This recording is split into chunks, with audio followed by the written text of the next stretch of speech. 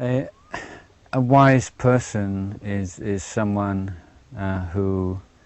doesn't hurt himself, herself, or others. That's how you know how someone's wise, being able to talk at great length on abstruse subjects, to use difficult words, to manipulate sophisticated concepts, is not necessarily a sign of wisdom. Ajahn Chah, my teacher, said that many very well-educated people are like vultures, that they fly very high up in the sky, but when they feed on very dirty and disgusting things down on the ground, meaning that many people can dwell in a very refined intellectual sphere and can speak very convincingly on philosophical matters, but when it comes to their bodily appetites, then they can be as coarse as the next person. So the wise person, the sage in Buddhism, the deep person, if you like, is one whose intellectual understanding is accompanied by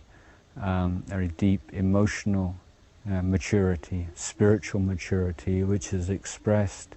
in a way of life which is totally harmless, guided by principles of kindness and compassion. So compassion is the proof of wisdom, if you like, just as wisdom is the proof of compassion. These two virtues always go together.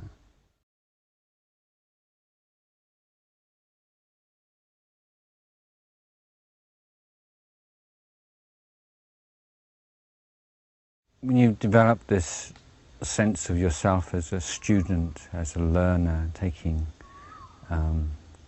great joy in finding out new things and expanding, extending boundaries, and taking nothing for granted,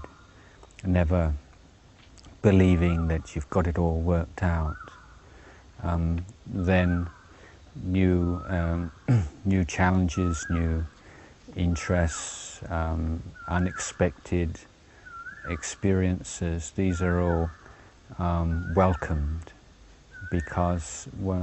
with the Buddha's teachings as a refuge, you feel that you have a map, you're not going to get lost, and that with the right attitude, then whatever occurs can be included, can be absorbed, and will provide benefit, nourishment on the path that one's following. So there's not this sense of you having to sort of shut yourself down. You accept a certain number of teachings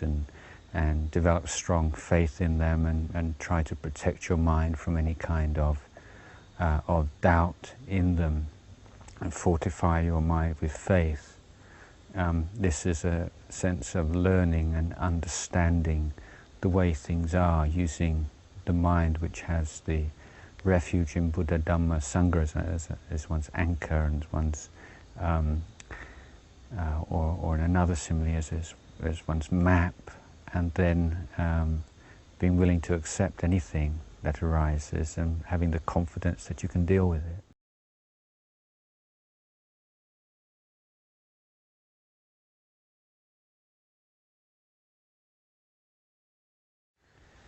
Some people, or many people, when they meditate, see practice as a very short-term endeavor, and a matter of 7-day courses, 10-day courses, and the idea of meditating for a number of years would be quite daunting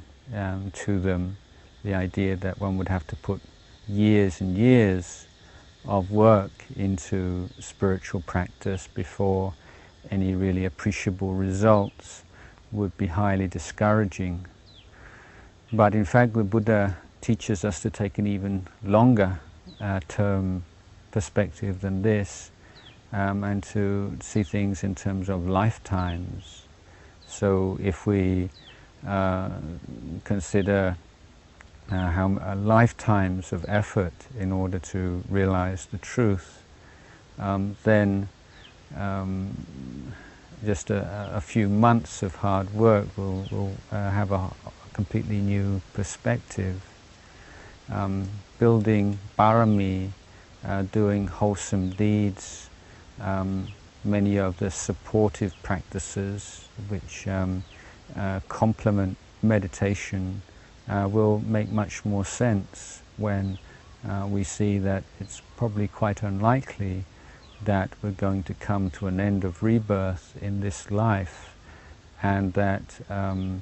practicing in such a way that we are creating the causes and conditions for future births in which our ability to practice and carry on our endeavors will be facilitated. That seems to make much more sense. So in one sense it gives us that more kind of coolness, relaxed attitude, and at the same time, if we reflect on this intelligently, it does give us a sense of urgency in that we can't be completely sure that we will have the kind of advantages that we have now in future lives. Who knows? And so this life is a precious life. And this life is one in which we should be willing to put forth great effort while we do have